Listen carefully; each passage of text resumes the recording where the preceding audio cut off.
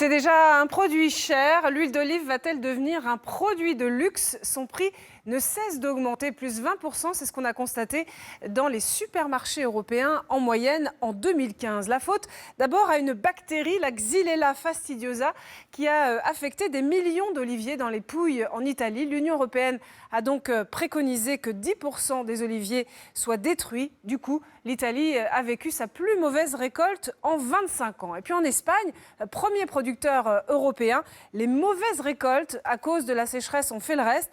Fait assez rare pour être souligné, l'Espagne a dû importer de l'huile d'olive alors qu'elle produit normalement 45% de la demande mondiale. Alors avec cette offre qui baisse, on a des prix qui flambent. C'est d'ailleurs une anomalie dans le secteur des matières premières où tous les autres prix ont plutôt tendance à s'effondrer. Et du coup, les consommateurs trinquent et les prix sont les plus élevés là où l'huile d'olive est la base de l'alimentation.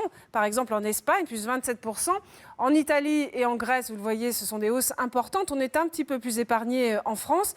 Mais ce qu'il faut noter, c'est que la hausse, elle frappe le plus durement les marques de distributeurs. La raison étant qu'elles font peu de marge par rapport aux grandes marques. Donc on sent tout de suite lorsque le coût de la matière première est en augmentation. Donc l'huile d'olive, entre guillemets, bon marché ou disons meilleur marché est affecté. Donc à moins de se tourner vers d'autres huiles, eh bien, on est obligé en tant que consommateur de subir la hausse des prix. Alors, le problème, c'est que ça risque de durer, au moins en 2016. La production venue du Moyen-Orient et du Maghreb peine à compenser donc, ces pertes de production en Italie et en Espagne, même si la Tunisie est devenue le premier exportateur mondial. Quant à la France, eh bien, il ne faut pas compter dessus. La France n'est qu'un petit producteur avec quelques milliers de tonnes par an. Et là aussi, la fameuse bactérie italienne a réduit la production en Provence de 70% tout de même.